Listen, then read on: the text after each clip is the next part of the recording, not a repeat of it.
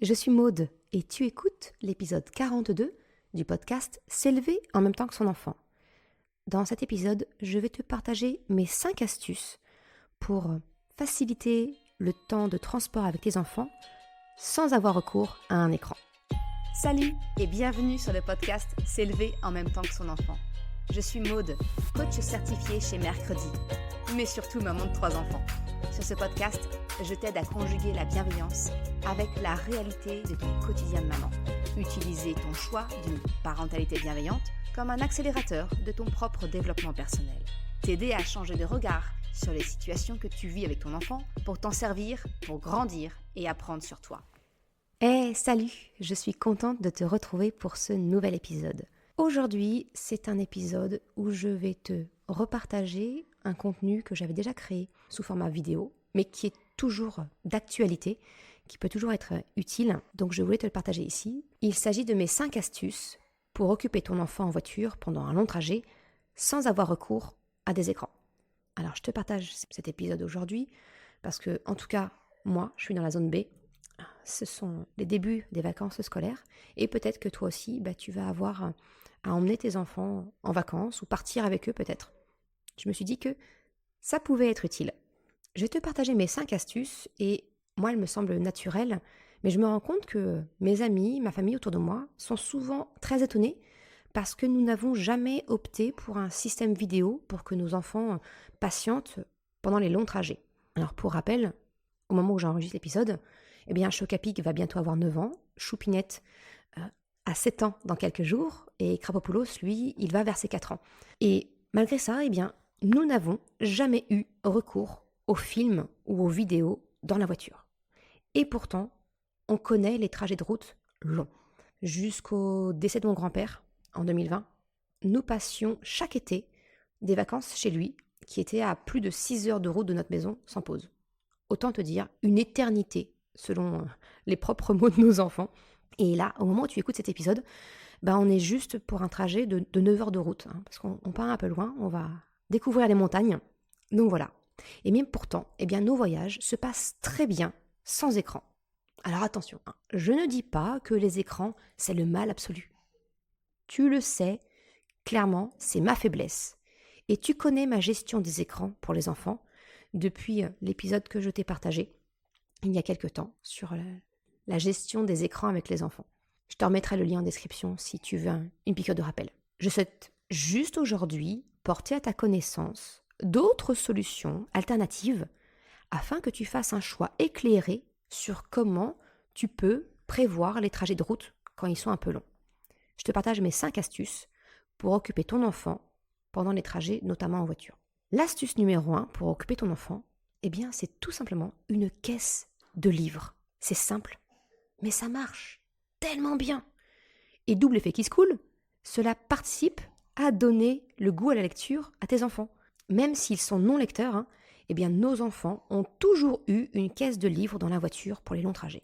Alors quand ils n'étaient que 2, c'était encore très facile. La caisse était placée sur le siège du milieu afin que chacun puisse y prendre et ranger ses livres. Depuis qu'ils sont 3, je t'avoue, c'est un poil plus compliqué parce que le seul endroit possible, c'est sous le siège auto de Krapopoulos qui est encore dos à la route. Ça signifie que c'est Chocapic qui est en position centrale, c'est à lui de faire le distributeur. Je peux également prendre le relais s'il s'endort. Et jusqu'ici, ça a toujours été. Alors nous faisons participer les enfants à la préparation du départ en leur demandant de choisir chacun les livres qu'ils aimeraient pouvoir emporter. Pour plus de succès, avant un départ en vacances, je m'arrange toujours pour renouveler les livres en passant par la bibliothèque municipale avec eux. La nouveauté des livres nous assure un voyage serein. J'utilise simplement ma petite panière à linge qui est en tissu afin qu'elle puisse s'adapter, à l'espace disponible. Mais avant, on avait un bac Trofast d'Ikea ou tout autre type de bac, de sac à dos, ça fait tout aussi bien l'affaire. Mais l'idéal, c'est vraiment un contenant, pas trop haut, pour pouvoir voir les livres et les saisir facilement. L'astuce numéro 2, pour les trajets, c'est une Luni avec un casque ou toute autre conteuse qui est mobile. Alors cet article n'est ni sponsorisé, ni en contrat avec Luni, non, pas du tout. Ils ne savent même pas que j'existe ou que je parle de leurs produits. c'est simplement le partage d'un vrai coup de cœur. Deuxième possibilité qu'on a récemment découverte avec Krapopoulos, lui, on lui a acheté pour Noël dernier une tonise box. Alors je la trouve un petit peu moins mobile, c'est un peu plus difficile en voiture, mais ça fait aussi parfaitement le job. Voilà, je fais une petite mise à jour par rapport à mon article que j'avais écrit il y a quelques temps. En tout cas, tout ce qui est conteuse comme ça, mobile, c'est juste le partenaire numéro 1 de nos voyages. D'ailleurs, on a toujours l'habitude d'acheter, avant chaque départ comme ça, d'offrir en fait à nos enfants une nouvelle collection d'histoires dans la Lunistore pour la Luni, ou alors d'acheter un nouveau petit Tonise pour Krapopoulos. Pas folle la guêpe, hein. C'est toujours dans l'optique d'utiliser l'attrait de la nouveauté. Pense-y. En grandissant, tu vois, les goûts de mes enfants, ils s'affirment. Alors chacun de mes enfants a sa propre Luni. Chocapi et Chupinette ont chacun une Luni, comme je te le disais, et Krapopoulos, lui, maintenant, c'est une Tonise. Mais voilà, ils ont chacun la sienne. Ça nous permet vraiment de faire le voyage dans le calme. Chacun est équipé de son propre casque, hein, sinon, bonjour la cacophonie. Et avec ça, on est parti quand même pour quelques heures assez facilement. L'astuce numéro 3, pour occuper ton enfant pendant un trajet, c'est des petits jeux de voyage. J'en ai toujours plein dans ma boîte à gants. Alors, j'ai des cherche et trouve, quel que soit le domaine, je crois qu'on doit avoir un Charlie en jeu de cartes. On a aussi des kits de dessin, j'ai des cahiers de mots fléchés, et dernièrement, ma petite Madeleine de Proust, j'ai trouvé Serpent et échelle.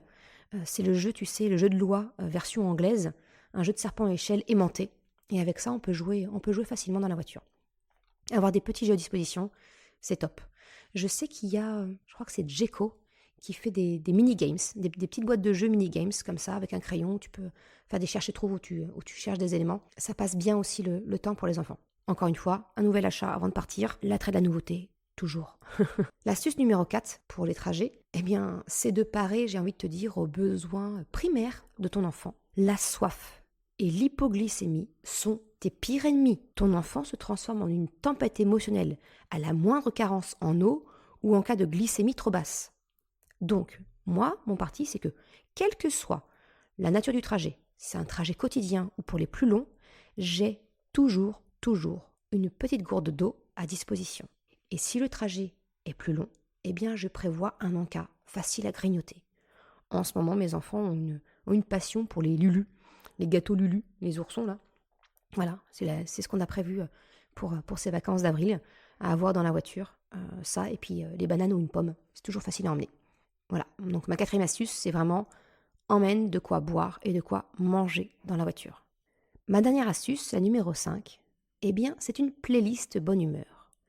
Tu sais, la place qu'occupe la musique dans ma vie, c'est un bon moyen en tout cas pour exprimer aussi nos émotions.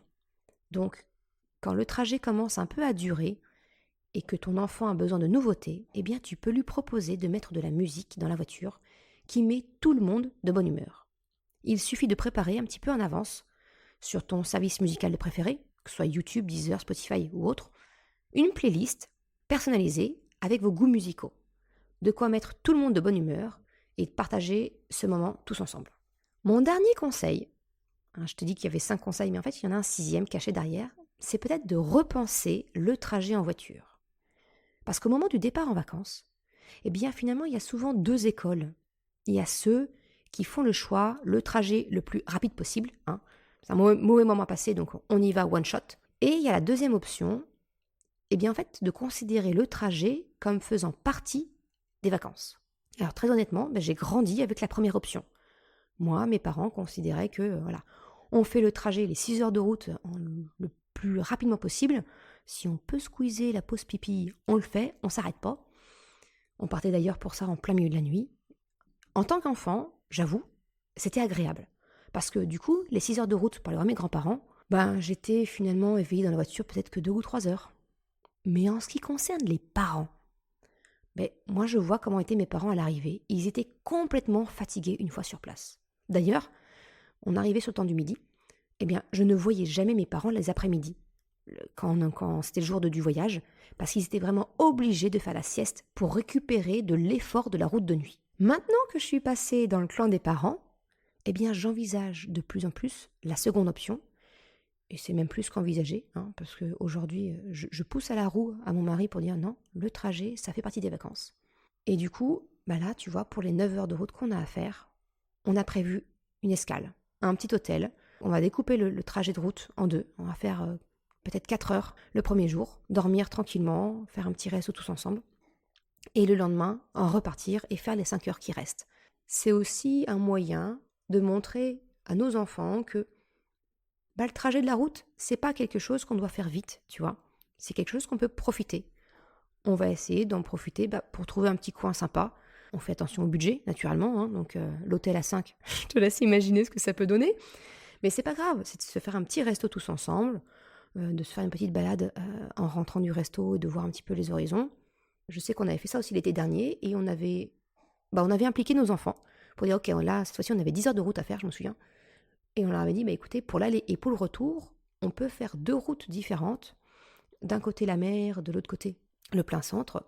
Et on avait décidé avec eux où est-ce qu'on s'arrêtait à l'aller, où est-ce qu'on s'arrêtait au retour. On avait même prévu au retour carrément une activité. Du coup, on était passé par la mer au retour et on s'était arrêté pour voir le Fort Boyard. Donc tu vois, c'était vraiment le trajet était aussi une activité à part entière.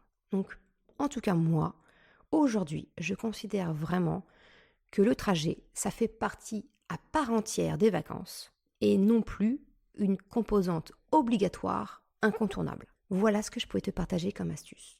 Alors naturellement, en plus de tous les conseils que je viens de te partager, pense à prévoir quand même des pauses régulières pour permettre aux jambes de se dégourdir. Parce que les enfants ont besoin de mouvement. Et toi aussi. Je te remercie d'avoir écouté cet épisode jusqu'à la fin.